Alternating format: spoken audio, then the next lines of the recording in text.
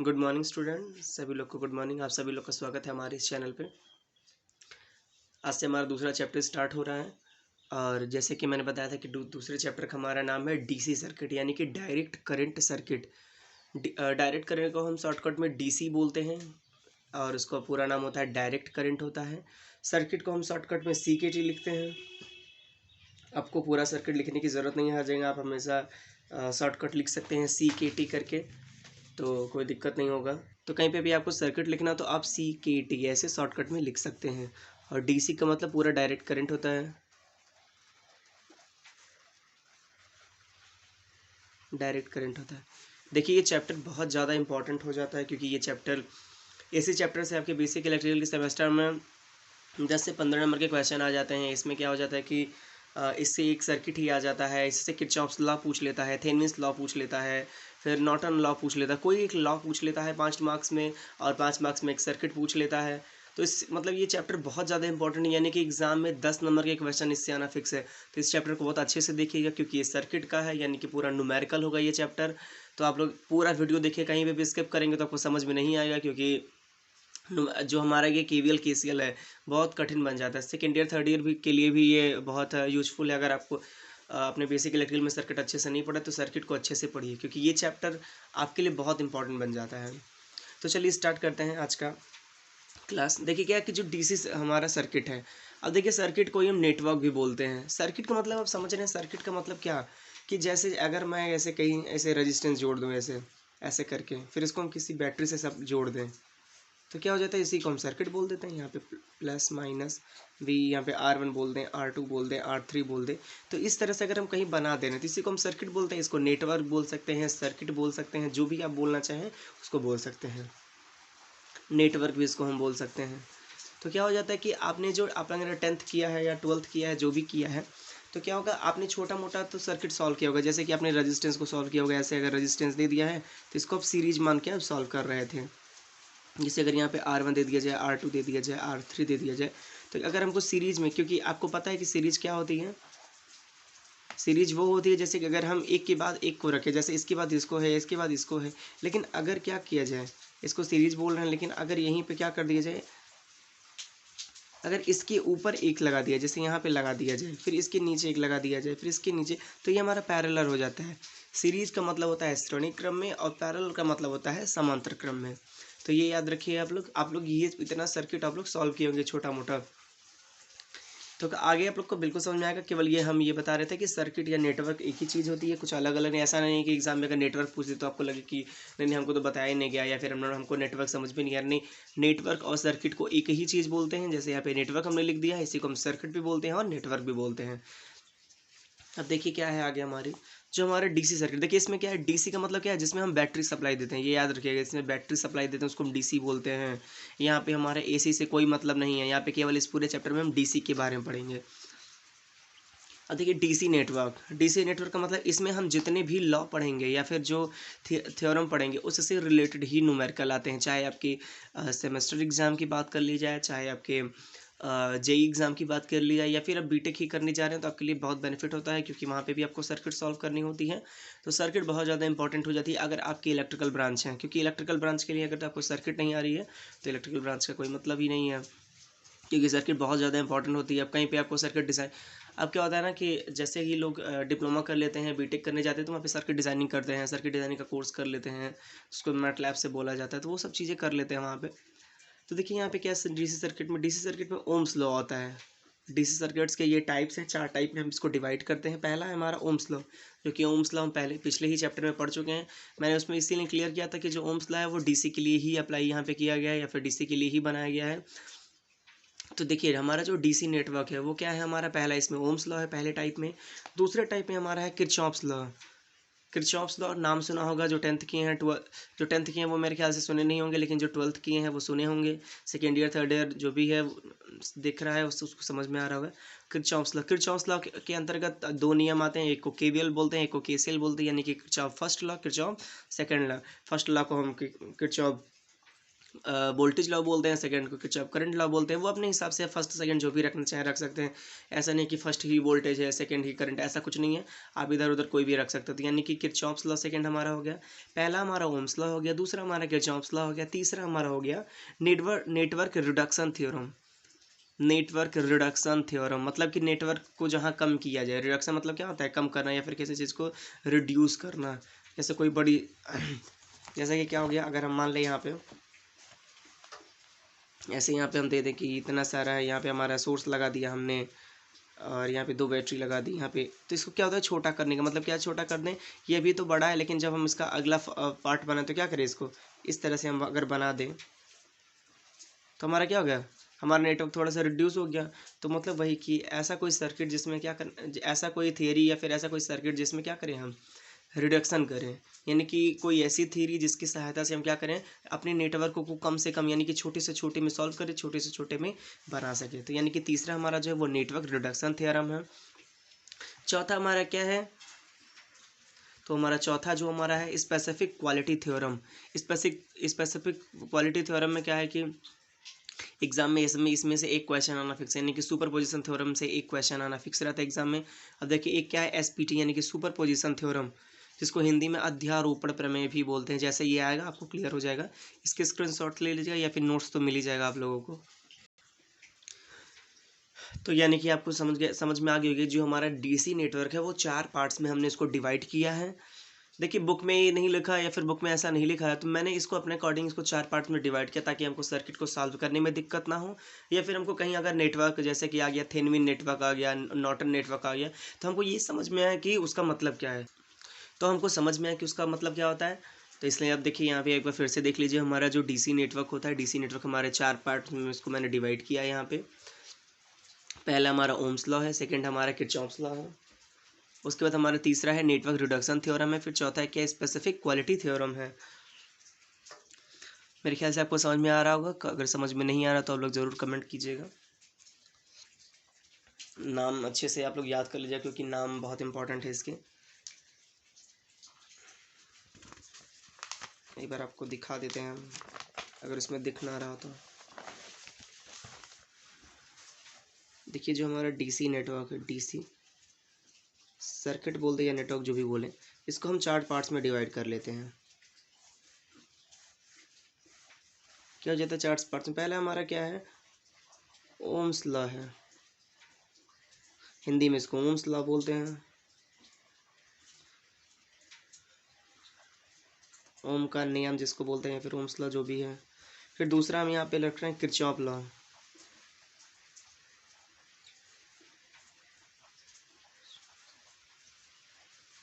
Kirchhoff का नियम हो गया। अब इसके अंतर्गत 2 होता है, एक धारा संबंधी नियम और एक वोल्टता संबंधी नियम। धारा संबंधी नियम को केसीएल बोलते हैं और वोल्टता संबंधी नियम को केवीएल बोलते हैं, जैसा कि मैंने अभी दिखाया है कॉपी में। अब तीसरा क्या है नेटवर्क रिडक्शन थ्योरम, मतलब कि क्या सर्किट को कम करना, मतलब सर्किट को छोटा करना बोल सकते हैं आप अपने अकॉर्डिंग।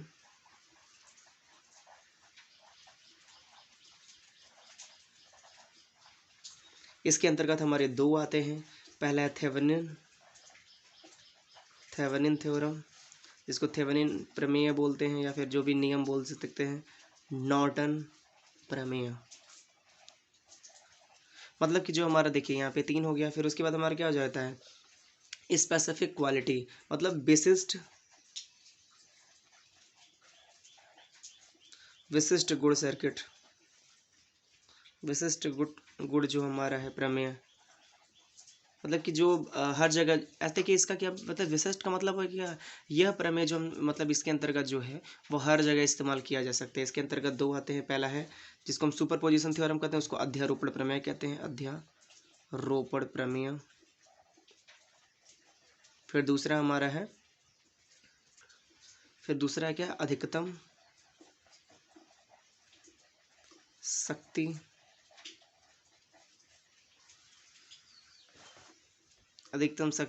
ट्रांसफर प्रमेय। तो ये 4 प्रमेय इसके आपके आते हैं, आपको एक बार फिर से देख लीजिएगा, मैंने इसलिए जो हिंदी वाले उसको हिंदी में लिख के बता दिया, ताकि ऐसा ना हो कि आपको ये हो कि सर हमको हिंदी ऐसा। देखिए क्या है कि जो हिंदी इंग्लिश वाले बोलते हैं कि हिंदी है इंग्लिश है, कुछ मतलब नहीं होता है हिंदी इंग्लिश का। अगर आपको पढ़ने में थोड़ा सा अच्छा लग रहा है या फिर आप इंटरेस्टेड हैं, तो देखिए क्या है कि इंग्लिश भी सीखना बहुत ज़्यादा ज़रूरी हो जाता है, क्योंकि हम कहीं जा रहे हैं तो कहीं कहीं लोग हिंदी में कंफर्टेबल या फिर हिंदी में चीज़ें नहीं जानते, इंग्लिश में ही जानते हैं।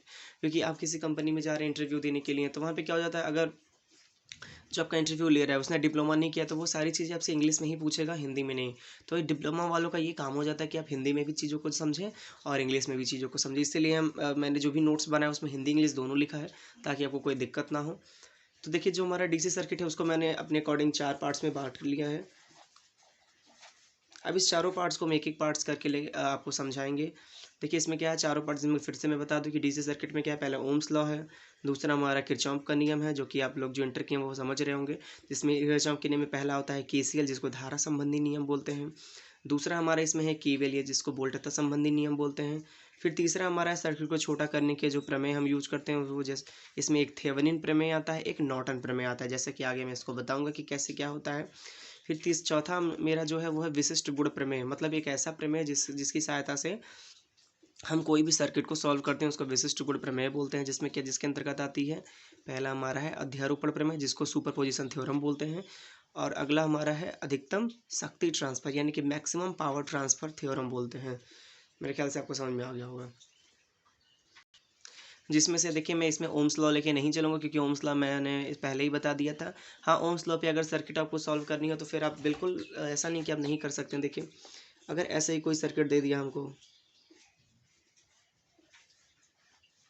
यहाँ पे दे दिया कि ये R1 है, ये R2 है, ये V है, इसको मान लेते हैं कि प्लस माइनस, इसको 5 वोल्ट की सप्लाई हमने दे दिया, यहाँ पे 4 ओम है, यहाँ पे 5 ओम है। अगर ऐसे दे दिया तो इसको अगर ओम के नियम के हिसाब से हमको सॉल्व करना हो तो ये पहले ये चेक करते हैं कि हमारा सीरीज में है कि पैरेलल में है।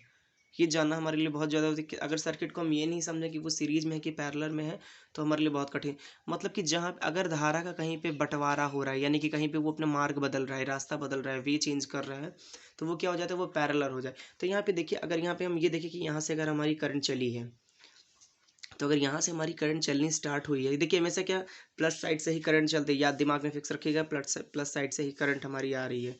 तो यहाँ से जैसे ही हमारी करंट आ रही है, तो आप देख रहे हैं कि एक यहाँ से शुरू हो रहा है, फिर इधर से होकर फिर इधर आ रही है, फिर यहाँ से जा रही है, फिर मतलब कहीं पे भी ऐसा नहीं हो रहा है कि कहता इधर चली जा रही अपने मार्ग, या फिर इधर चली जा रही है, फिर इधर कहीं पे अपने रास्ता को बदल नहीं रही, यानी कि इसको श्रेणी क्रम में ये जान लीजिएगा। अगर यहाँ पे कहीं मेस या लूप नहीं बना, अगर यहीं पे अगर हम यहीं पे एक और रेजिस्टेंस जोड़ दें, तो हम बोल सकते हैं कि ये इसके पैरेलल में है। चूंकि हमने इसमें कोई जोड़ा नहीं है, तो क्या कर सकते हैं, सॉल्व कर सकते हैं। तो हमारे ओम के नियम में क्या हो जाता है, आर बराबर V/I होता है फार्मूला।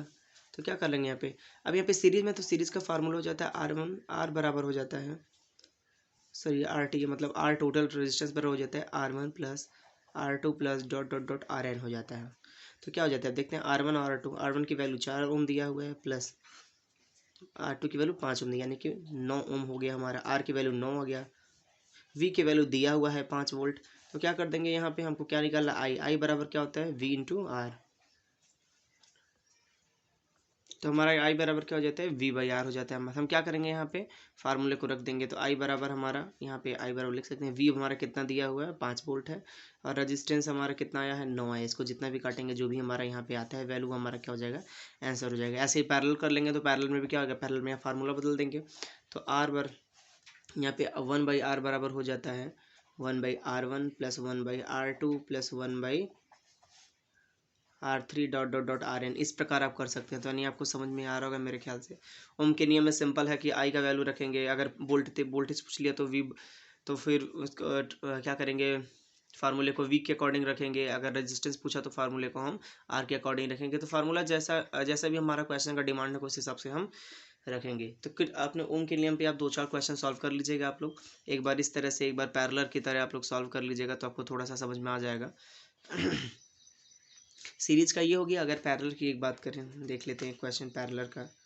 सीरीज में आप लोग इसको स्क्रीनशॉट ले लीजिएगा। अगर ये क्या होता है, ये बढ़ सकता है यहाँ पे, ये फिर मतलब करंट का कहीं पे फिर, या फिर जो रेजिस्टेंस हमारा अलग से कहीं पे लग रहा है किसी दूसरे लूप में, तो देख लेते हैं अगला। अगर यहाँ पे ऐसे दे दें,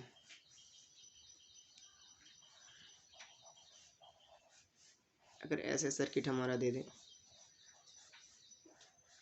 ये हमारा R1 हो जाएगा, R2 हो जाएगा, R3 हो जाएगा, R4 हो जाएगा। अगर ऐसे हमारा सर्किट मान लेते हैं और यहाँ पे 8 वोल्ट की सप्लाई दे दी हमने, इसके लिए 2 ओम है, 4 ओम है, 6 ओम है, 8 ओम, अगर ऐसे दे दिया जाए तो कैसे सॉल्व करेंगे? देखिए अब यहाँ पे समझने वाली बात ये है कि अगर यहाँ से हम करंट देंगे यहाँ से, तो क्या होगा करंट का, यहाँ पे हमारा करंट दो पार्ट्स में डिवाइड होगा, एक करंट यहाँ पे जाएगा और एक करंट यहाँ पे जाएगा।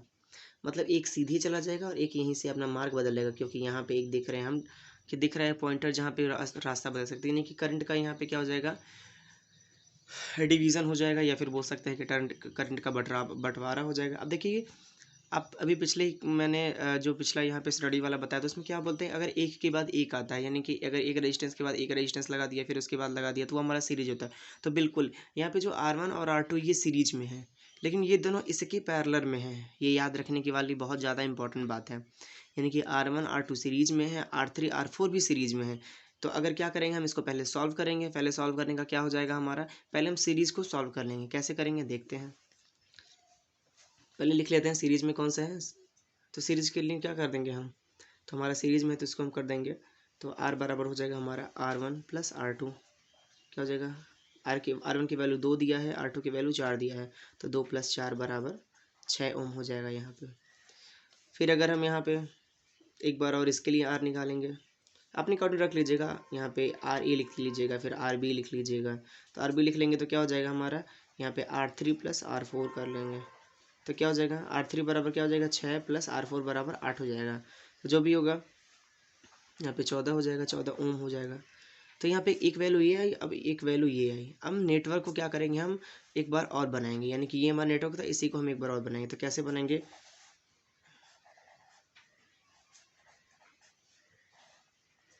अब यहाँ पे अब रख लेंगे, यहाँ पे R1 जो भी रख सकते हैं, RA लिख सकते हैं, RB लिख सकते हैं। तो RA की वैल्यू यहाँ पे 6 ओम हो गई है, RB की वैल्यू यहाँ पे 14 ओम हो गई है, और यहाँ पे वोल्टेज तो 8 वोल्ट दिए हुए। यानी कि सर्किट को हमने क्या किया है, थोड़ा सा शॉर्ट किया है। शॉर्ट इसलिए किया क्योंकि इसमें सीरीज और पैरेलल मिक्स था। तो देखिए हमने सीरीज वाले को सॉल्व करके यहाँ पे ला लिया है। यहाँ पे सीरीज को जब सॉल्व करेंगे, या फिर इतना करने की ज़रूरत नहीं, आप डायरेक्टली अगर थोड़ा सा टाइम है आपके पास तो ये पार्ट्स करें। अगर आपके पास टाइम नहीं है,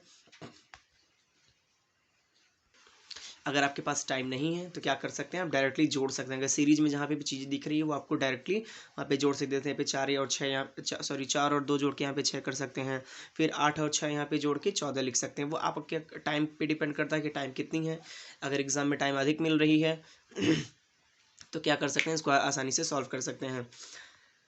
तो मेरे ख्याल से ये समझ में आपको आ गया होगा। अब इसको क्या करेंगे, अब इसको सॉल्व करेंगे। तो पैरेलल को सॉल्व करने के लिए फार्मूला यहाँ पे लगाएंगे। अब देखिए ये सर्किट हमारा दूसरा सर्किट ये बन गया है। तो इसको सॉल्व करने के लिए क्या करेंगे, यहाँ पे R बराबर लिखेंगे 1/R1 + 1/R2, या फिर AB लिख लेते हैं जो हमारा लिखा हुआ है क्वेश्चन में AB। तो क्या कर देंगे 1/RA बराबर 6 ओम दिया हुआ है, प्लस 1/RB बराबर क्या देगा 14 दिया हुआ है। अब ये आपकी वैल्यू आ गई, ये आपका एक भिन्न के रूप में आ गया, यानी कि फ्रैक्शन के रूप में आ गया। अब इसको सॉल्व करके जो भी हमारा R की वैल्यू, अगर मान लेते हैं कि हमारा R का वैल्यू 5 आ गया, जो भी मान लेते हैं आ गया, फिर क्या करेंगे हमारी R की वैल्यू मिल गई। और फिर क्या करेंगे I बराबर रख लेंगे जो भी हमारा V/R के फार्मूला पे, उसको रख के हम आसानी से कर लेंगे। मेरे ख्याल से आपको समझ में आ गया। मैंने एक क्वेश्चन पैरेलल के लिए बता दिया है, एक क्वेश्चन सीरीज के लिए बताया। तो ओम्स लॉ में इससे अधिक क्या आपको, ओम्स लॉ के अंतर्गत VRI इससे अधिक नहीं पूछेगा। क्वेश्चन में आर कंपलसरी है कि दिया ही होगा, एक की वैल्यू दिया होगा, एक की वैल्यू में भी ना दिया हो, करंट पूछ सकता है, वोल्टेज। तो इन तीनों में से कुछ अलग नहीं पूछेगा। तो समझ में आपको आ रहा है मेरे ख्याल से। चलिए अब आगे चलते हैं। ओम्स लॉ तो पहले भी एक बार देख चुके हैं, उसके न्यूमेरिकल अब छोटे छोटे न्यूमेरिकल कर लीजिएगा ताकि आपके डाउट्स क्लियर हो जाएं। और देखिए क्या होता है कि ये लोग पैरेलल सीरीज में जो भी नए हैं, जो भी मतलब फर्स्ट ईयर में है, उनको समझ में नहीं आता कि ठीक है श्रेणी है कि समांतर है। तो देखिए उसको समझने का तरीका बार बार जितने ही क्वेश्चन सॉल्व करेंगे उतनी बार आपको समझ में आएगा। देखिए मैंने एक आप ट्रिक समझ लीजिए जो भी है, कि आपको देखना है कि कहीं पे अलग ना हो। अगर करंट का बंटवारा हो रहा है, या फिर कहीं दो मार्ग हैं, या फिर कहीं पे भी करंट मतलब एक से अधिक लाइन में जा रहे थे, एक यहाँ जा रहे, एक इधर जा रहा, अगर यहाँ पे कोई सर्किट जुटा होता तो इधर भी चल जाता। तो यहाँ पे क्या हो जाता है, यहाँ पे अगर करंट का बंटवारा हो तो हमारा यही हमारा क्या कहला जाता है कि यहाँ पे डिवीज़न हो रहा है, इसको हम पैरेलल बोल। जहाँ पे भी करंट का डिवीज़न हो वो हमारा पैरेलल हो जाता है। अगर करंट का डिवीज़न ना हो, यानी कि अगर यहीं पे ये वाली लाइन ना होती, ये वाली लाइन अगर ना होती तो हमारा क्या हो, ये सीरीज में है, सिंपल है। लेकिन यही एक लाइन डाल देने की वजह से क्या हो जा रहा है, यहाँ पे ये पैरेलल बन जा रहा है। चलिए अब देखते हैं अगला। अगला जो हमारा किरचॉफ्स लॉ है, किरचॉफ्स लॉ का नाम इंटर वाले सुने होंगे जो 12th किया है, और जो सेकेंड ईयर थर्ड ईयर में होंगे वो सुने होंगे। अब देखिए किरचॉफ लॉ क्या है, देखिए मैंने पहले ही बताया था कि जितने भी नियम हैं, जो चाहे आप इलेक्ट्रिकल ब्रांच हो, सिविल, जो भी आपका ब्रांच है, जो भी नियम बनाए जाते हैं वो किसी साइंटिस्ट के नाम पे भी बनाए जाते हैं। यहाँ पे भी देखिए साइंटिस्ट का नाम पे ही बनाया गया है। किरचॉफ एक साइंटिस्ट का नाम है जिसका पूरा नाम डॉक्टर यूस्तोफ किरचॉफ है। एक बार क्वेश्चन ये भी पूछा था कि किरचॉफ केसीएल क्या नियम दिए थे, तो वहाँ पे ऑप्शन में किरचॉफ भी दिया था, फिर डॉक्टर यूस्तोफ किरचॉफ भी दिया था। तो ये याद रखने वाली बात है, नाम ये पूरा याद रखिए। कभी कभी एग्जामिनेशन जैसे जेई का एग्जाम देने जा रहे हैं तो वहाँ पे ये चीज़ें पूछ लेता है, यूस्तोफ किरचॉफ लिख देता है, तो वहाँ पे लोग सोचते हैं कि नहीं नहीं ये तो नहीं होगा, डायरेक्ट किरचॉफ ही लिखते हैं। तो देखिए जो भी पॉइंट ऐसे इंपॉर्टेंट है उसके नीचे मैंने अंडरलाइन कर दिया है, आपको परेशान होने की ज़रूरत नहीं है, उसको आप अच्छे से स्क्रीनशॉट अगर ले रहे हैं तो आपको समझ में आ जाएगा। देखिए क्या है, इसमें एक लाइन पढ़ लेते हैं। सामान्यतः विद्युत परिपथ को हल करने के लिए, देखिए सर्किट का हिंदी परिपथ होता है, वो भी याद रखिएगा। ऐसा ना हो कि कहीं आपको परिपथ दिख जाता तो आपको लगे कि परिपथ हम नहीं जानते हैं। तो परिपथ को ही अंग्रेजी में सर्किट बोलते हैं, नेटवर्क बोलते हैं, जो भी आप बोल सकें उसको बोलते हैं। परिपथ को हल करने के लिए श्रेणी, समांतर एवं ओम के नियम का उपयोग करते हैं। सर्किट को सॉल्व करने का केवल दो ही प्रकार, मतलब सर्किट जो हम बनाते हैं या फिर बनने का तरीका दो ही होता है मैक्सिमम, क्योंकि एक श्रेणी होता है, एक समांतर की पैरेलल, और सीरीज होता है। कॉम्प्लेक्स सर्किट बहुत कम ही मिलते हैं, अगर मिलते भी तो भी कोई दिक्कत नहीं, उसको भी हम इसी के तरह सॉल्व करते हैं, सीरीज और समांतर, या फिर जो हमारा सीरीज और पैरेलल उसी तरह हम सॉल्व करते हैं। अभी तक क्या कर रहे थे हम, ओम के नियम पे ही मतलब सॉल्व कर रहे थे, जितने भी हम सर्किट सॉल्व कर रहे थे। परंतु जटिल परिपथों को हल करने के लिए, मतलब अगर सर्किट बहुत बड़ा हो गया, सर्किट में एक साथ करंट और वोल्टेज दोनों दे दिया, तो उसको सॉल्व करने के लिए क्या किया, किरचॉफ ने एक नियम बनाया, जिसको उन्होंने 1842 में बनाया, जिसका मतलब किरचॉफ का पूरा नाम डॉक्टर स्टोव है। उन्होंने प्रतिपादित किया, किरचॉफ का दो नियम दिया उन्होंने, किरचॉफ का दो नियम याद रखिएगा, किरचॉफ का दो नियम इन्होंने दिया था। पहला था KCL, Kirchhoff current law. KCL इसे को बोलते हैं, बार बार एग्जाम में आ जाता है कि इस सर्किट को केसीएल की मदद से सॉल्व कीजिए। कभी कभी पूरा नाम भी नहीं लिखता है कि धारा संबंधी नियम, तो आप लोग थोड़ा सा इंग्लिश ध्यान दीजिएगा शॉर्टकट पे। कि जो हमारा है किरचॉफ करंट लॉ यानी कि केसीएल, दूसरा है हमारा किरचॉफ वोल्टेज लॉ यानी कि केवीएल। तो ये दोनों याद रखने वाली बहुत इंपॉर्टेंट बात है कि किरचॉफ करंट लॉ है और एक किरचॉफ वोल्टेज लॉ है। तो देखते हैं, ये दोनों आप याद रखिएगा कि डॉक्टर स्टोव देखिए क्या है कि नंबर पाने का एक ये भी तरीका है कि आप क्या करते हैं, जैसे कि उसमें डिटेलिंग, जैसे कि कोई नियम पूछ दिया तो आप डायरेक्टली क्या करते हैं, दो नियम है, पहला लिख दिया दूसरा नहीं, हमें थोड़ा डिटेलिंग भी करनी होती है कि हाँ डिटेल में क्या है कि पहले क्या बना, क्या पूरा नाम है उनका, किस कारण से वो बना, तो उसको लिख लेना होता है, फिर उसके बाद हम लिखते हैं, तो थोड़ा सा इंप्रेशन बनता है, एग्जामिनर को भी लगता है कि ठीक है आप उसके बारे में कुछ जानते हैं। नहीं तो डायरेक्ट हम लिख दिए तो उसमें क्या हो जाता है कि पता ही नहीं चलता कि आप लिख रहे हैं कि क्या है। अब देखिए क्या है कि हमारा पहला किरचॉफ करंट लॉ है, दूसरा हमारा किरचॉफ वोल्टेज लॉ है। तो किरचॉफ करंट लॉ देख लेते हैं। देखिए क्या है, इस नियम के अनुसार किसी इलेक्ट्रिकल सर्किट में किसी भी जंक्शन पर मिलने वाली सभी धाराओं का बीजगणितीय योग शून्य होता है। देखिए मैंने यहाँ पे डायग्राम दिखा दिया है। मतलब कोई जंक्शन का मतलब होता है जहाँ पे एक जैसे कि क्या बोलते हैं ना, बोल कि आप कहीं रेलवे पे जाते हैं, बोलते हैं ये गोरखपुर जंक्शन है, ये मेरठ जंक्शन है, या फिर लखनऊ जंक्शन है। तो जंक्शन के मतलब पे क्या, एक जगह पे बहुत सारे लोग आके मिले।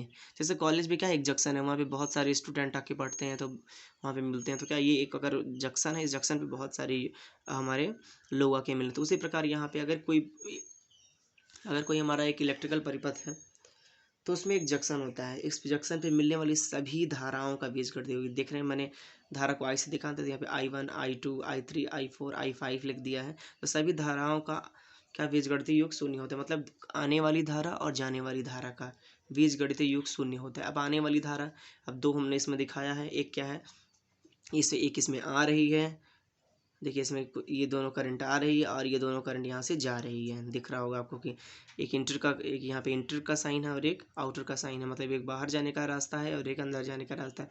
मतलब पहला याद करने की या फिर रटने की जरूरत नहीं, मतलब याद रखिए किसी भी बिंदु पर अगर कोई किसी पॉइंट पे बहुत सारी धारा आ रही है और मिल रही है इस पॉइंट पे, तो वो हमारा क्या हो जाता है, किरचॉफ करंट लॉ हो जाता है, यानी कि पहला नियम हो जाता है कि मतलब किसी भी जंक्शन पे या फिर किसी बिंदु पे मिलने वाली सभी धाराओं का बीजगणितीय योग शून्य होता है, यानी कि वो धारा आने वाली हो या फिर वो धारा जाने वाली हो, उसका बीजगणितीय योग शून्य होता है। जैसे कि यहाँ पे लिखा है मैंने I1 + I2 + I3 - I4 - I5 बराबर शून्य, मतलब सिग्मा I बराबर शून्य लिख सकते हैं। ये इसका फार्मूला है, आप इसको लिख सकते हैं। इंग्लिश में भी अगर कोई स्क्रीनशॉट लेना चाहे तो ले सकता है, इंग्लिश में भी लिखा हुआ है। तो जो हमारा किरचॉफ का पहला नियम है, कभी कभी हमको लिखना होता है, कभी देखिए कंफ्यूज मत होइए कि किरचॉफ करंट लॉ क्या है, क्योंकि देखिए ये बहुत छोटी चीज़ है, अगर आपको थ्योरी नहीं पता हो रही है तो बिल्कुल न्यूमेरिकल करने में कठिन होगा। अगर देख लीजिए ये कोई पॉइंट है, मान लीजिए ये जंक्शन है, मान लेते ये जंक्शन है। अब देखिए अब पूरा हम क्या इलेक्ट्रिक सर्किट के बारे में पढ़ा, तो यहाँ पे लिख लेते हैं इलेक्ट्रिक सर्किट।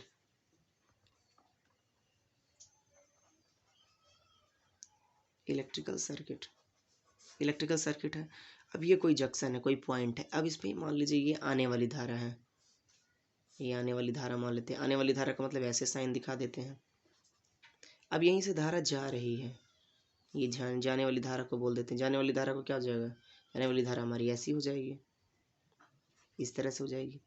तो क्या करेंगे, हमारे पास इसको नाम दे देते हैं I1, I2, I3, I4, I5, ऐसे इसको नाम दे देते हैं। तो लिख सकते हैं ना कि अब जो एक डायरेक्शन वाला है उसको हम प्लस में लिख लेते हैं, I1 plus I2 plus I3 लिख सकते हैं इसको एक डायरेक्शन वाले को। अब जो दूसरे डायरेक्शन यानी कि जो जा रहे हैं उसको अलग डायरेक्शन में लिख सकते हैं, माइनस I4 माइनस I5 बराबर 0 लिख सकते हैं। अब इन टोटल को हम क्या कर सकते हैं कि सिग्मा I बराबर 0 लिख लेते हैं, ये हमारा फार्मूला बन जाता है। तो मेरे ख्याल से आपको पहला नियम समझ में आ रहा होगा। 2-3 बार इसको आप लोग देख लीजिएगा, एक बार 2-3 बार आप लोग ऐसे कॉपी पे बना के इसको समझ लीजिएगा ये क्या होता है। अब देखिए अगला पॉइंट हमारा है किरचॉफ का सेकेंड लॉ, जिसको हम क्या बोलते हैं, जिसको हम KVL बोलते हैं, यानी कि वोल्टता संबंधी नियम जिसको बोलते हैं हम। ये बहुत इंपॉर्टेंट है, क्योंकि देखिए पहला तो सब याद कर लेता है कि हाँ किसी पॉइंट पे मिलने वाली सभी धाराओं का बीजगणित योग 0 होता है। लेकिन इसमें क्या हो जाता है, थोड़ा सा ये कॉम्प्लिकेटेड हो जाता है, या फिर जो भी लोग इसको थोड़ा सा कठिन मान लेते हैं। देखिए कभी अगर कुछ आप पढ़ रहे हैं उसको कठिन मत मानिए, क्योंकि जैसे ही आप उसको कठिन मानेंगे वो आपके लिए परेशानी बनता चला जाएगा, तो वो आगे और कठिन होता चला जाएगा। तो इसलिए कठिन उसको मानने का या फिर बनाने का कोशिश ना करें। जो भी आपके पास थियरी या फिर जो भी चीज़ है उसको एकदम छोटे से छोटे फॉर्म में तोड़ने का प्रयास कीजिए, और उसको 2-3 बार आप तोड़ने का प्रयास करेंगे या 2-3 बार सॉल्व करेंगे तो आपको बिल्कुल आएगा। ऐसा कुछ नहीं है कि जो आपको ना आए, क्योंकि आप अगर इंजीनियरिंग कर रहे हैं आपको सब समझ में आ रहा है, तो ऐसा नहीं कि सर्किट समझ में ना आए। सबसे ज़्यादा प्रॉब्लम होती है कि हमें सर्किट समझ में नहीं आती है। तो सर्किट हमें बिल्कुल समझना है एकदम, हमको ऐसा नहीं आना चाहिए कि हमको सर्किट नहीं आ रहा है, तो सर्किट हम लोग अच्छे से करेंगे। तो देखिए सेकेंड लॉ में क्या कह रहे हैं कि किसी इलेक्ट्रिकल सर्किट के सभी घटकों, अब सभी घटक का मतलब क्या, कंपोनेंट। कंपोनेंट का किसी इलेक्ट्रिकल सर्किट के कंपोनेंट क्या क्या हो सकते हैं, रेजिस्टेंस हमारा यहाँ पे लगा दिया है हमने, अभी तो केवल रेजिस्टेंस लगाया है। लेकिन जो हमारा अगर कंपोनेंट की बात करें, हमारे जो इलेक्ट्रिकल कंपोनेंट होते हैं, एक बार उसको देख लीजिए, क्योंकि आगे अगर इलेक्ट्रिकल एलिमेंट, इलेक्ट्रिकल एलिमेंट या कंपोनेंट,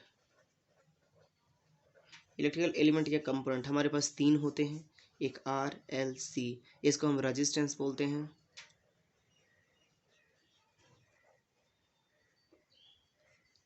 इसको हम इंडक्टेंस बोलते हैं, इंडक्टर बोलते हैं, इंडक्टर रजिस्टर, इसको रजिस्टर या रेजिस्टेंस जो भी इंडक्टर बोलते हैं, फिर कैपेसिटर, कैपेसिटर बोलते हैं, हिंदी में इसको प्रतिरोध बोलते हैं, इसको हम प्रेरकत्व बोलते हैं, इसको हम संधारित्र बोलते हैं। तो हमारे इलेक्ट्रिकल के ये एलिमेंट होते हैं, तो इसको याद रखिएगा, स्क्रीनशॉट ले लीजिएगा, आगे और भी क्लियर किया जाएगा, ऐसी बात नहीं है। लेकिन थोड़ा सा आप जान लेंगे कहीं पे अचानक सर्किट में कुछ रेजिस्टेंस बार बार आएगा तो आपको ये लगेगा कि वो है क्या, तो वो क्या है, इलेक्ट्रिकल एक एलिमेंट है। तो यहाँ पे आप समझ गए होंगे आप। तो यहाँ पे देखिए लिखा है किसी इलेक्ट्रिकल सर्किट के सभी घटक यानी कि कंपोनेंट, मतलब रेजिस्टेंस अगर हो गया, इंडक्टर हो गया या कैपेसिटर, प्रत्येक क्लोज पाथ, जैसे कि रजिस्टर में किसी पासों का बीजगणितीय योग उस पास में प्रयुक्त विद्युत वाहक बल की बीजगणितीय योग के बराबर होता है।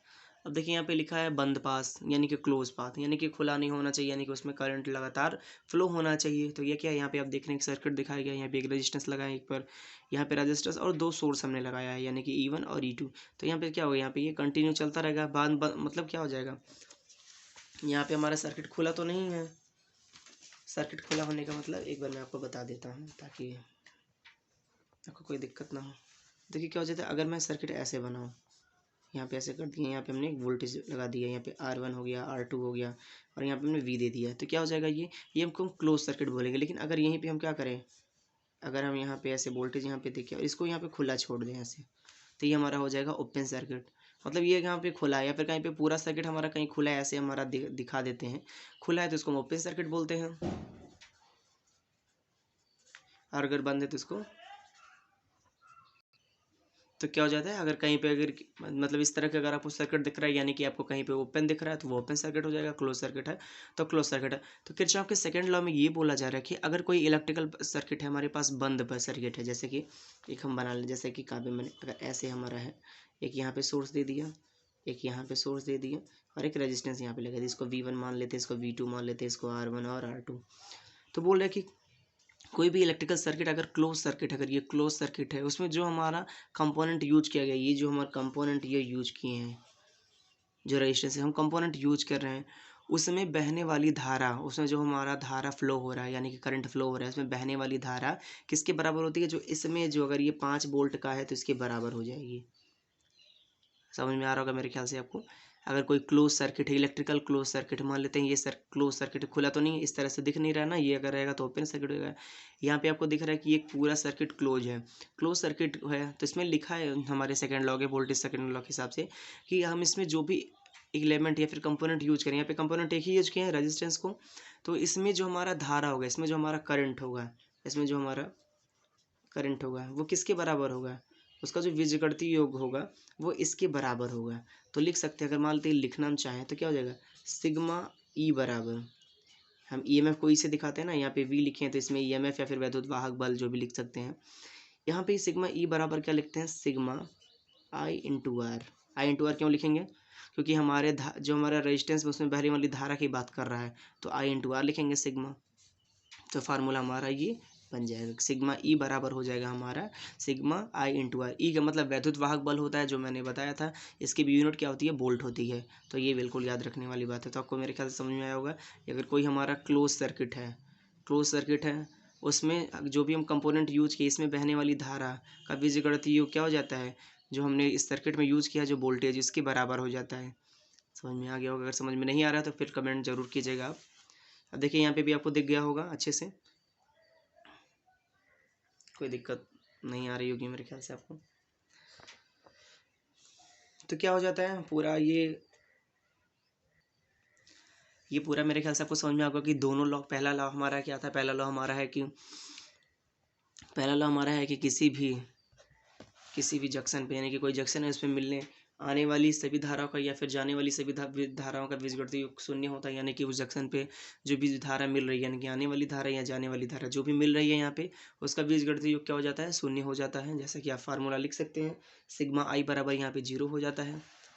दूसरा नियम हमारा क्या कहता है, दूसरा नियम हमारा देखिए कहता है कि दूसरा नियम हमारा, किसी भी इलेक्ट्रिकल सर्किट के सभी घटक, यानी कि जो भी हम फैक्टर यूज किए हैं या फिर जो भी कंपोनेंट यूज किए हैं, कि अगर वो क्लोज पास में, यानी कि क्लोज सर्किट की तरह है, अगर क्लोज पाथ में है, तो उसके अगर मान लीजिए रेजिस्टेंस है, तो रेजिस्टेंस में जो धारा बह रही है उसका बीजगणितीय योग किसके बराबर हो जाएगा, वैद्युत वाहक बल, यानी कि जो ये वोल्टेज हमने यूज किया इसके बराबर हो जाएगा। तो इसका फार्मूला क्या बन जाएगा, सिग्मा ई बराबर क्या हो जाएगा, यहाँ पे सिग्मा आई आर हो जाएगा। ये आपका हो जाएगा। इंग्लिश में भी आप लिखना चाहते हैं यहाँ पे देख सकते हैं, लिखा हुआ है, स्क्रीनशॉट ले सकते हैं आप। देखिए जब अगर आपको थियरी समझ में आएगा तभी न्यूमेरिकल समझना आपके लिए आसान होगा, वरना न्यूमेरिकल आपके लिए बहुत ज़्यादा कठिन बन जाएगा। अब देखिए यहाँ पे 2 कंडीशन है, बिल्कुल आपको याद रखने की ज़रूरत है, क्योंकि सर्किट में हर जगह ये बहुत काम आएगा। यहीं पे हमको साइन बदलना है।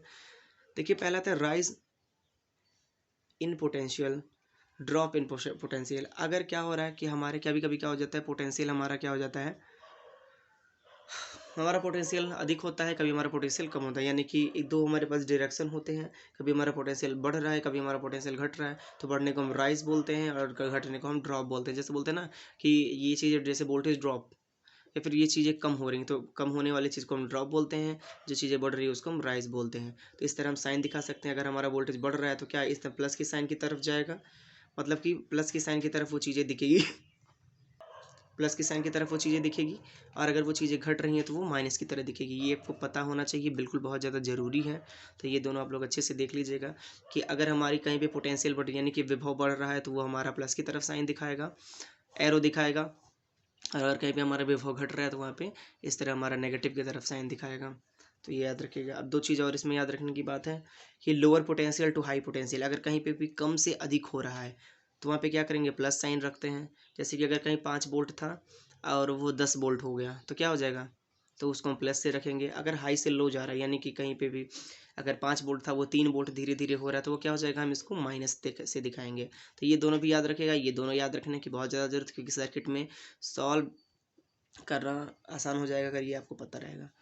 तो देख लीजिए यहाँ पे क्या होगा, तो यहाँ पे एक हो जाएगा सिग्मा आई आर बराबर हो जाता है minus sigma E M F. ये भी एक है कि जो हमारा आई आर हो जाता है वो किसके बराबर हो जाता है, ई एम एफ के बराबर हो जाता है। तो आपको ये दोनों चीज़ समझ में आ कि ये दोनों बहुत ज़्यादा इंपॉर्टेंट है ये साइन बनाने के लिए और ये दोनों लिखने के लिए कि कभी कभी ऐसा आ जाता है। अब बात आती है कि हम सॉल्व करेंगे हम केवीएल और केसीएल।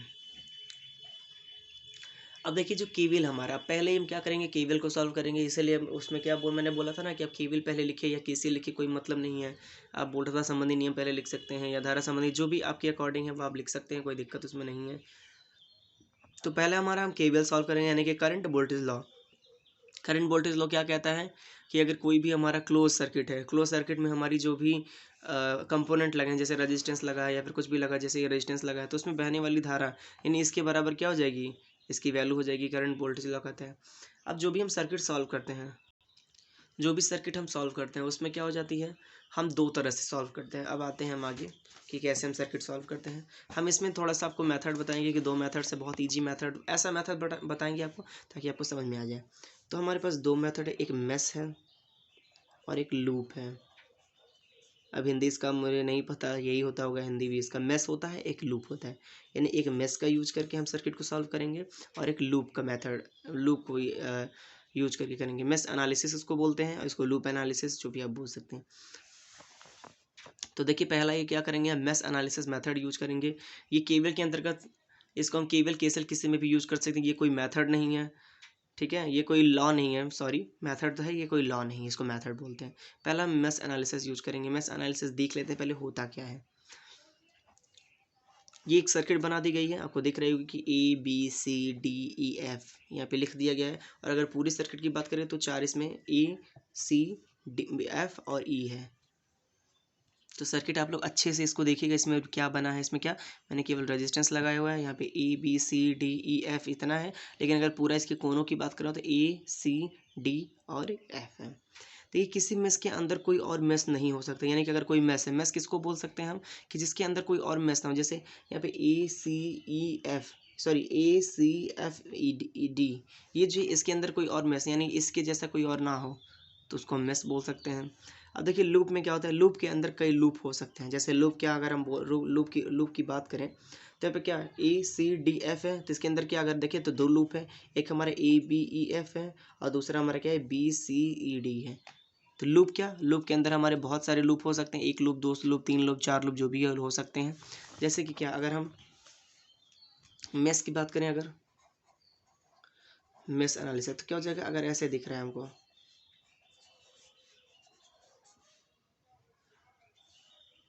अगर हम इसको बोल देते ये क्या हो जाएगा ए बी सी डी, इसको मेश बोल सकते हैं। अगर इसको हम लूप बनाएं,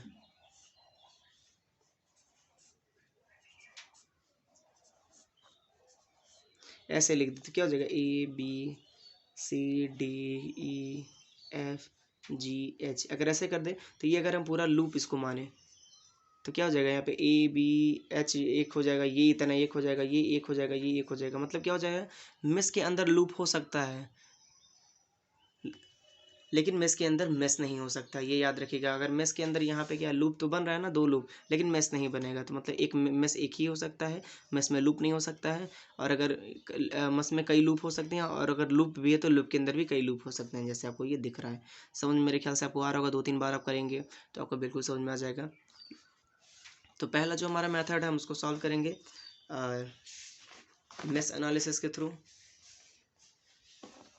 तो मेश एनालिसिस में कैसे क्या करते हैं वो उसको हम एक बार थोड़ा सा देख लेते हैं, किस टाइप के क्वेश्चन बनते हैं।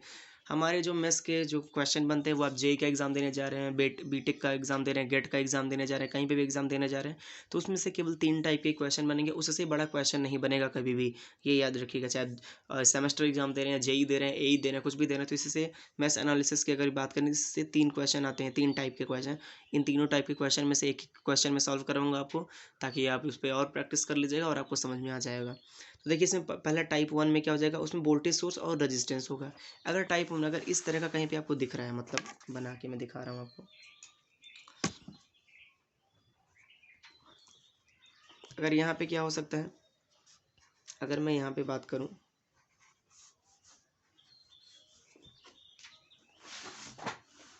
अगर यहाँ पे मैं बात करूँ इस तरह से कि यहाँ पे इसको बात करूँ मैं यहाँ पे R1 R2 R3, इसको V मान लो, इस तरह बात करूँ तो इसको मैं बोल सकता हूँ कि वोल्टेज और इसमें रेजिस्टेंस है। केवल देख रहे हैं आप इसमें ना, यहाँ पे एक वोल्ट है और इस पर रेजिस्टेंस लगा दिया गया। इसको और थोड़ा सा अगर अच्छे से हम बना सकते हैं,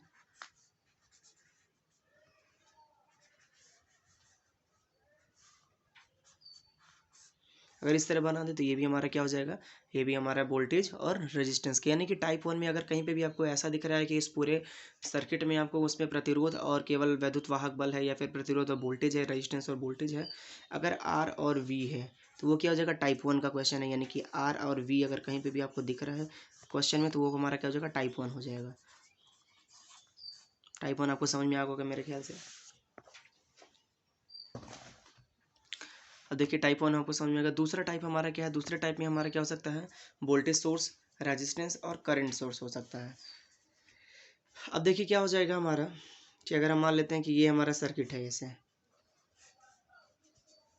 यहाँ पे अगर हम ये वोल्टेज दे दें और यहाँ पे एक करंट दे दें, करंट का साइन ऐसे होता है, याद रखिएगा। करंट का हमारा साइन ऐसे होता है, कहीं पे अगर करंट लिखना तो इस तरह से साइन होता है। देखिए साइन, अगर करंट हमारा आगे बढ़ रहा है तो साइन ऐसे होगा, करंट अगर नीचे जा रहा है तो हमारा साइन ऐसे होगा। ये दोनों साइन भी याद रखिएगा। तो इसको क्या बोल सकते हैं हम, ये हमारा टाइप 2 है। मतलब क्या, इसमें आर भी हो प्लस वी हो प्लस आई हो, यानी कि तीनों रेजिस्टेंस, वोल्टेज और करंट तीनों है, तो वो हमको टाइप 2 में के अंतर्गत आता है। और एक चीज़ और याद रखिएगा, टाइप 2 में क्या हो, जो हमारा करंट है वो बाहर ही लगाना चाहिए, यानी कि सर्किट में लास्ट जो भी हमारा लास्ट पार्ट हो इधर का, या फिर जो हमारा स्टार्ट पार्ट हो उसमें बीच में कहीं पे ये नहीं लग सकता, यानी कि जो ये है यहाँ पे कभी नहीं लग सकता है। ठीक है, ये हमेशा यहाँ पे हो सकता है या फिर ये यहाँ पे लग सकता है, दो ही जगह लग सकता है। इसको आउटर बोलते हैं, यानी कि रजिस्टेंस हो सकता है, वोल्टेज हो सकता है और करंट हो सकता है, लेकिन जो हमारा करंट है वो आउटर होगा, आउटर होगा। इसको हम टाइप 2 बोलेंगे। और टाइप 3 में क्या होगा, सेम, बस कुछ डिफरेंस नहीं है टाइप 3 में। टाइप 3 में क्या हो जाएगा आपका, ये जो करंट है वो इनर, यानी कि यहाँ पे हो सकता है। टाइप 2 समझ में आ गया। मैंने टाइप 1 में क्या होगा, अगर हम टाइप मेस एनालिसिस को अगर हम सॉल्व कर रहे हैं, तो अगर उसके टाइप्स की बात करें तो पहला टाइप उसमें हो जाएगा हमारा कि जिसमें रेजिस्टेंस और वोल्टेज केवल हो, यानी कि उसके अलावा उसमें कुछ ना हो। हाँ, रेजिस्टेंस कई हो सकते हैं, वोल्टेज कई हो सकते हैं, मतलब एक से अधिक भी हो सकता है, एक ही हो सकता है, कोई मतलब नहीं रखता है। लेकिन उसमें क्या, केवल आर हो सकता है और वी हो सकता है, वो हमारा टाइप 1 हो जाएगा। टाइप 2 की बात करें तो इसमें हमारा आर वी आई, यानी कि रेजिस्टेंस, प्रतिरोध, वोल्टेज, वोल्टता, आई करंट, यानी कि ये तीनों हो सकता है। जैसे यहाँ पे दिख रहा है, ये वोल्टेज हमारा है, ये हमारा रेजिस्टेंस है, ये हमारा करंट है, ये करंट का साइन है, इसको याद रखिएगा।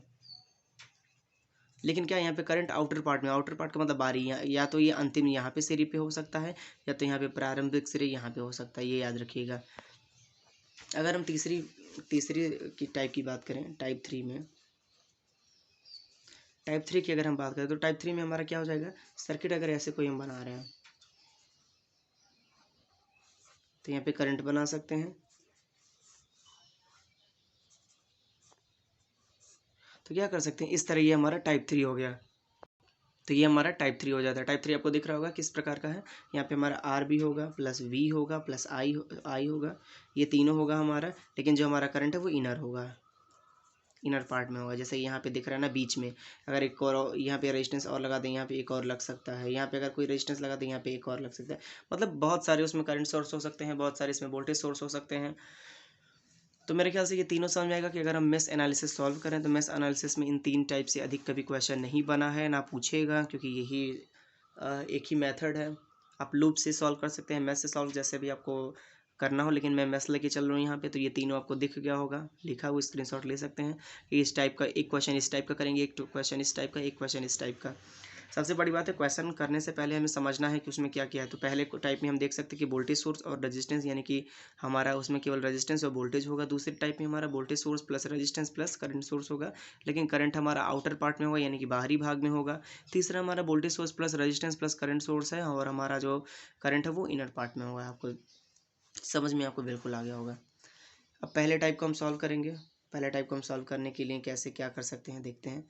ये तीनों मैंने बना दिया है, आप चाहे तो स्क्रीनशॉट ले सकते हैं। इस तरह का अगर सर्किट दिख रहा है तो टाइप 1 है, इस तरह का सर्किट दिख रहा है तो वो हमारा टाइप 2 है, और इस तरह का अगर हमें सर्किट दिख रहा है तो टाइप 3 है। अब देखिए यहाँ पे क्या लगा आउटर पार्ट में, यानी कि इस चारों तरफ लग सकता है करंट, कहीं पे भी हो सकता है चारों तरफ, लेकिन बीच में नहीं हो सकता है। और इसमें करंट क्या बीच में हो सकता है, इस बाहर नहीं हो सकता है। ये याद रखने की बिल्कुल ज़रूरत है, आप स्क्रीनशॉट ले सकते हैं। देखिए पहले हम पहला टाइप ही सॉल्व करके देखते हैं। जो हमारा पहला टाइप है, पहला टाइप हमारा जो है उसको हम उस तरह से देख के सॉल्व करिए। जैसे एक क्वेश्चन मैंने यहाँ पे लिख लिया है, तो यहाँ पे क्या करेंगे हम इसको इस तरह से इसको पहले बना लेंगे।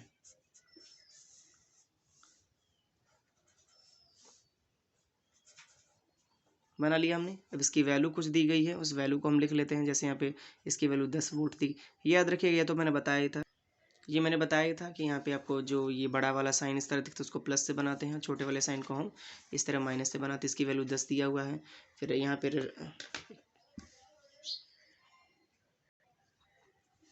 पे जो हमारी दिख रही है इसको हम 4 ओम लिख सकते हैं।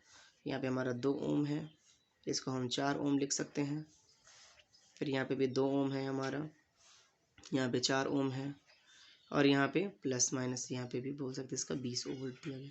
अब दिया यहाँ पे क्वेश्चन देख लेते हैं। क्वेश्चन में क्या लिखा है, क्या पूछ रहा है। क्वेश्चन में लिखा है calculate the current of branch A B. Branch A B मतलब यहाँ पे आप देख सकते हैं, यहाँ पे ए बी लिखा हुआ है, यहाँ पे देख सकते हैं ए बी लिखा हुआ है।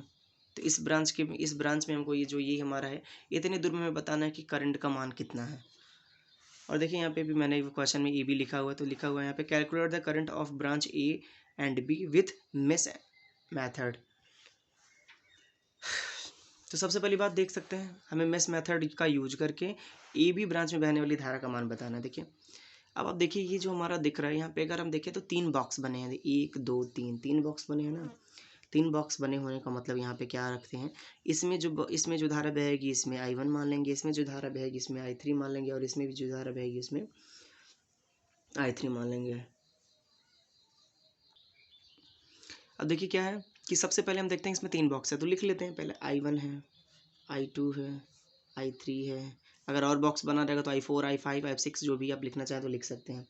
इसमें सबसे पहले ये देखना है कि कितने मेश बन रहे हैं। तो मेश कितने बन रहे हैं इसमें, 1 2 3। मैंने क्या बोला था, मेश के अंदर कोई लूप नहीं हो सकता, तो ये अगर पूरा बोला जाए तो ये क्या हो जाएगा, मेश हो जाएगा।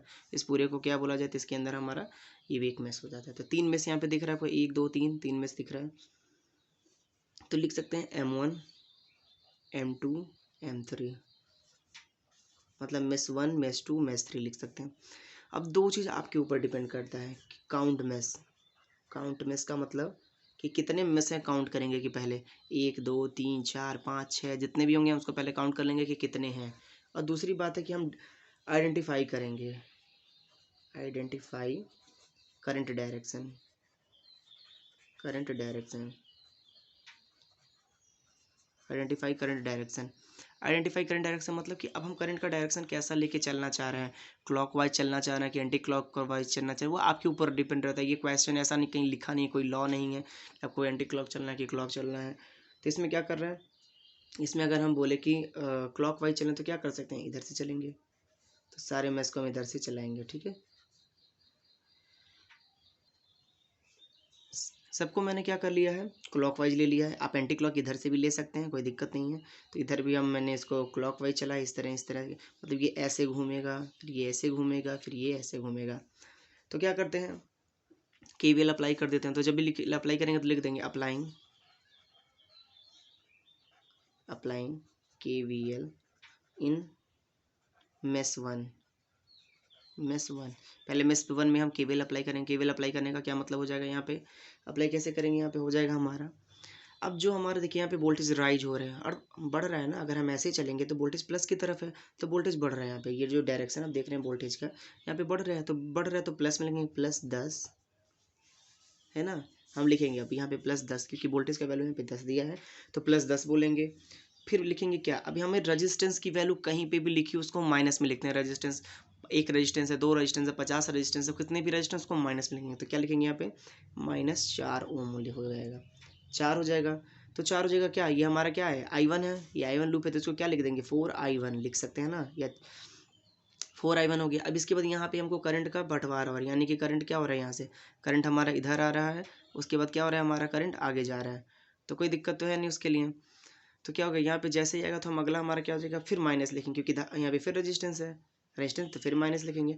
अब लेकिन जो हमारा ये वाला रेजिस्टेंस ये लूप 2 में भी है, सॉरी मेस दूसरे में भी है, मेस पहले वाली यानी कि I1 में भी है और I2 में भी है, तो क्या लिख लेंगे 4I1 - I2 लिख लेंगे। समझ में बिल्कुल आ रहा होगा आपको कि ये जो हमारा ये वाला रेजिस्टेंस है, ये वाला जो रेजिस्टेंस दिख रहा है, जो हमारा पहले वाले मेस में ये रेजिस्टेंस है, ये क्या, ये रेजिस्टेंस हमारे दूसरे में भी है, ये रेजिस्टेंस हमारे पहले में भी है, तो क्या करेंगे इसको हम लिख लेंगे क्या -4I1 - I2। अब हमारा इस पूरे मेस में कोई रेजिस्टेंस नहीं है, यानी यहाँ पे कोई रेजिस्टेंस नहीं है, तो ये हमारा पूरा पूरा हो गया है। तो इसको अगर हम सॉल्व करना चाहें तो सॉल्व कर सकते हैं, कैसे करेंगे देख लेते हैं। +10 - 4I1 माइनस, अब इसको इस ब्रैकेट को तोड़ेंगे तो ब्रैकेट तोड़ेंगे तो क्या हो जाएगा 4I1, और ये माइनस माइनस क्या हो जाएगा प्लस हो गया, +4I2 इज इक्वल टू 0 हो जाएगा।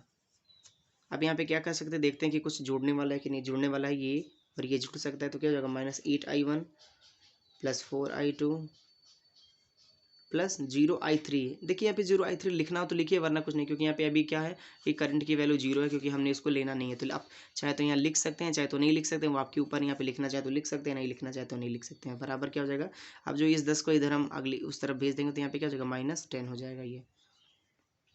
तो ये हमारा क्या हो जाएगा, इक्वेशन 1 बन जाएगा। समझ में आ रहा होगा आपको, बिल्कुल परेशान होने की जरूरत नहीं है।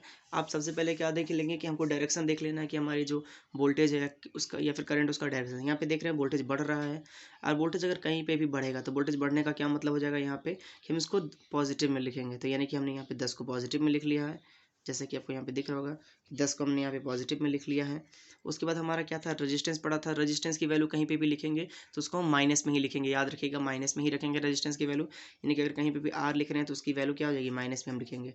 तो यहाँ पे 4 है, तो ये किस मेस का है, I1 का है, तो यहाँ पे लिख देंगे 4I1 - 4। अब यहाँ पे ये जो दूसरा हमारा रेजिस्टेंस है, यहाँ पे ये दूसरे में भी जा रहा है और पहले में भी जा रहा है, तो यानी कि यहाँ ड्रॉप हो रहा है, तो यहाँ पे क्या हो जाएगा 4I1 - I2, यानी कि ये जो 4 है वो I1 में भी है और I2 में इसको घटा देंगे तो बराबर 0 कर देंगे। इसको सॉल्व करेंगे तो इस तरह हमारा आ जाएगा, पहला इक्वेशन बन जाएगा। अगर इसको हम जैसे ही सॉल्व करेंगे तो आपको दिख रहा होगा।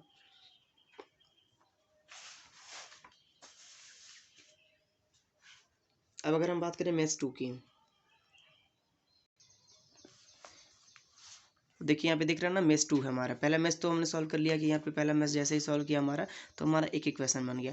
अब दूसरा मेस सॉल्व करेंगे, दूसरे मेस में हम क्या, यहाँ से जब एंटी क्लॉक चला तो यहाँ, सॉरी क्लॉक वाइज चला तो यहाँ से स्टार्ट करेंगे। यहाँ पे क्या है हमारा, क्या है, यहाँ से हमारा 2 है, तो यहाँ से स्टार्ट करेंगे तो क्या हो जाएगा, ऐसे जाएंगे हम ना, तो यहाँ से अगर हम ऐसे जाएंगे तो क्या हो जाएगा, हमारे पास 2 ओम हो जाएगा। यहाँ पे 2 ओम है तो क्या करेंगे हम यहाँ पे 2I2 लिख सकते हैं। फिर क्या हो जाएगा -2I2 - I3 -4I2 - I1 बराबर 0।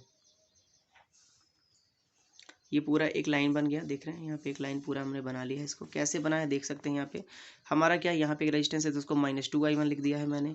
यहाँ पे एक रेजिस्टेंस है जो हमारा I3 और I2 दोनों में आ रहा है, तो इसको हम क्या लिख देंगे 2I2 - I3 लिख रहे हैं हम यहाँ पे। उसके बाद हमारा जो यहाँ पे एक रेजिस्टेंस है ये हमारे पहले में भी जा रहे हैं और दूसरे में भी है, तो यहाँ पे क्या लिख लेंगे -4I2 - I1। इसको भी हम क्या करेंगे, एक बार हम इसको सॉल्व कर लेंगे। कैसे सॉल्व करते हैं देख लेते हैं।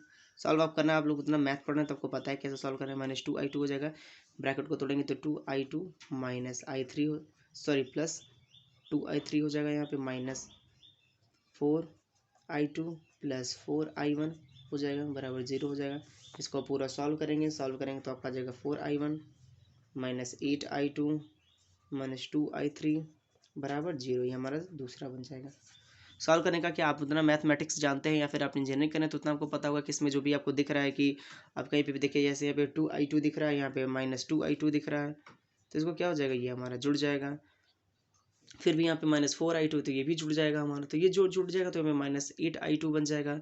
फिर 2i3 जहाँ पे है हम क्या करेंगे उसको लिख लेंगे, ये क्योंकि हमारा और कोई i3 नहीं है तो यहाँ पे एक ही i3 है, इसको लिख लेंगे। फिर हमारे पास 4i1 बन रहा है, क्योंकि आप देख रहे हैं यहाँ पे यही एक बच रहा है तो 4i1। जी देखिए इतना सॉल्व करना तो आप कर ही सकते हैं, क्योंकि आप मैथमेटिक्स समझ रहे हैं तो इतना आप सॉल्व कर लीजिएगा।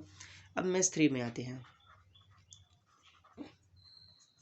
मैथ 3 में, मैथ 3 भी सेम ऐसे ही हुआ कुछ, उसमें ऐसा नहीं है कि कुछ उससे बड़ा इसमें करना है। अब देखिए इसमें क्या है कि ये हमारा मैथ 3 है। मैथ 3 में क्या है, रेजिस्टेंस है, फिर एक वोल्टेज हमने सोर्स लगाया हुआ है, और फिर हमारा क्या है यहाँ पे एक रेजिस्टेंस लगाया गया। तो क्या करेंगे हम यहाँ से अगर चलते हैं तो क्या हो जाएगा, यहाँ पे चलिए, यहाँ पे चलिए, कोई मतलब नहीं, क्लॉक का मतलब ऐसा ही हो जाएगा। तो यहाँ पे क्या हो जाएगा, हमारा वोल्टेज है, तो वोल्टेज अब देखिए यहाँ पे, अब फिर देखिए यहाँ पे क्या हो रहा है, यहाँ पे ऐसे घट रहा है वोल्टेज, घट रहा है कि नहीं घट रहा है। यहाँ पे आपका वोल्टेज जो यहाँ पे आपका वोल्टेज बढ़ रहा था, यहाँ पे आपका वोल्टेज घट रहा है, आप बिल्कुल साफ देख सकते हैं, और इसलिए आपको समझ में आ रहा होगा, कोई ऐसा नहीं कि आपको समझ ना आए। तो यहाँ पे आप देख रहे थे वोल्टेज बढ़ रहा था, यहाँ पे आपका वोल्टेज घट रहा है, क्लियर है एकदम। तो यहाँ पे घट रहा है तो क्या लिखेंगे, वहाँ बढ़ रहा था तो प्लस में लिखे थे, यहाँ घट रहा है तो माइनस में लिखे, तो माइनस यहाँ पे हो जाएगा 20, फिर क्या हो जाएगा माइनस। अब यहाँ पे एक हमारी जो रजिस्टेंस है 2 ओम का, ये हमारा यहाँ पे जो हमारा रजिस्टेंस है एक ये वाला, तो इसमें भी है, इसमें भी है, यानी कि हम इसको क्या लिख सकते हैं, हमारा 2i3 माइनस i2 हो जाएगा ना, ये तीसरे में भी है और दूसरे में भी है। फिर उसके बाद हमारा क्या हो जाएगा -4i3, क्योंकि यहाँ पे जो एक रेजिस्टेंस है वो केवल इसी में है, वो किसी में और नहीं, बराबर 0 कर लेंगे। अब इसको पूरा हम सॉल्व कर लेंगे इसको एक बार, -20 -2i3 + 2i2 -4i3 = 0। इसको भी हम सॉल्व कर लेंगे। अब क्या करेंगे वो आपका काम है, मैं आपको इतना काम दे रहा हूँ कि आप इसको अच्छे से कर लीजिएगा, या फिर अब इतना कठिन नहीं, अगर आपको मैथमेटिक्स पता है या फिर थोड़ा बहुत मैथमेटिक्स जानते हैं तो क्या करेंगे, इसको हम इन तीनों इक्वेशन को हम क्या करेंगे, इसमें से हम i1 i2 i3 की वैल्यू निकालेंगे। जैसे कि आप समीकरण को सॉल्व करते हैं ना, बैलेंस करते हैं समीकरण को, उसी तरह निकाल लेंगे। तो इसको जब आप सॉल्व करेंगे i1 i2 i3 की वैल्यू सॉल्व करेंगे, तो यहाँ पे हमारी i1 की देख रहे हैं वैल्यू यहाँ पे आ रही है 1.093 एम्पियर आएगा, i2 की वैल्यू -0.312 एम्पियर आएगा, और जो हमारा ये है i3 है उसका वैल्यू 3.437 एम्पियर आएगा। तो इस तरह से आप जब सॉल्व करेंगे तो ये हमारी i1 i2 i3 की वैल्यू आएगी। तो ये आप अच्छे से सॉल्व कर सकते हैं, समीकरण सॉल्व कर सकते हैं, आप अपने अकॉर्डिंग कर सकते हैं, वैल्यू भी हो सकता है कि इधर उधर है, तो कोई दिक्कत उससे नहीं है। तो तीनों अच्छे से आप सॉल्व कर लीजिएगा, और अगर उसको सॉल्व करने में दिक्कत हो रही तो आप कमेंट कीजिएगा, मैं उसको सॉल्व करवा दूंगा, कोई इसमें दिक्कत की बात नहीं है कि आपको नहीं आ रहा है। तो इतना आपको समझ में आएगा कि आप वैल्यू निकालेंगे तो इस तरह वैल्यू आ जाएगा, वैल्यू कुछ भी आ सकता है, इस तरह आ रहा है, या फिर जो भी आ सकता है आपकी वैल्यू i1 i2 i3 की वैल्यू निकाल सकते हैं। आपके पास 3 समीकरण मिला है कि ये हमारा सॉरी ये तीसरा है, यानी कि एक दूसरा समीकरण, तीसरा समीकरण, और यहाँ पे आपका पहला समीकरण दिख रहा है। तो ये तीनों समीकरण आपको दिख रहा है, तीनों समीकरण आपको दिख रहा है, तो i1 i2 i3 की वैल्यू निकल जाएगी यहाँ से। और वैल्यू जैसे निकल जाएगी तो हमसे रिक्वायरमेंट क्वेश्चन में क्या था कि हमें क्या ए बी के जो हमारा ए बी ब्रांच है उसमें बहने वाली धारा, यानी कि जो ए बी हमारा है इसके ब्रांच में, अब जो हमारा ए बी ब्रांच है ये हमारा i3 में भी और i2 में भी है, यानी कि जो हम अगर लिख सकते हैं तो हमारा क्या हो जाएगा, यहाँ पे हम अगर सॉल्व करें तो हो जाएगा i बराबर हो जाएगा i3 माइनस i2 हो जाएगा ना, क्योंकि हमारी जो हमारा ए बी ब्रांच है वो हमारा i2 और i3 दोनों में है। तो इसको हम क्या कर सकते हैं, यहाँ पे जो भी हमारा है, जैसे कि अगर ए बी है, अगर इसकी वैल्यू जो भी हमारी वैल्यू है -3.437 है, उसके बाद फिर हमारा जो वैल्यू है इसका, सॉरी ये माइनस यहाँ पे रख देंगे, फिर माइनस रख के यहाँ पे क्या हो जाएगा, ब्रैकेट में -0.312 रख देंगे। इसको सॉल्व करेंगे, जो भी आए मान लेते हैं, यहाँ पे आ गया कि हमारा ए बी का वैल्यू हमारा -3 पॉइंट समथिंग आ गया, तो हमारा क्या हो जाएगा, ये एम्पियर में आएगा, याद रखिएगा ये एम्पियर में आएगा, दिख रहा होगा आपको अच्छे से। तो कुछ नहीं करना है आपको, बहुत ही ईजी है ये मैथ्स एनालिसिस। अगर 2-4 क्वेश्चन आप कर रहे हैं तो मतलब इससे सस्ता या फिर इससे अच्छा तो कुछ नहीं होगा, क्योंकि ये सबसे इजी फॉर्म है, इससे सस्ता या फिर इससे अच्छा हम क्वेश्चन सॉल्व कर ही नहीं सकते हैं। तो आपको मैंने एक टाइप 1 का क्वेश्चन आज करवा दिया है कंप्लीट। अब अगले लेक्चर में हम दोनों टाइप को कवर कर लेंगे।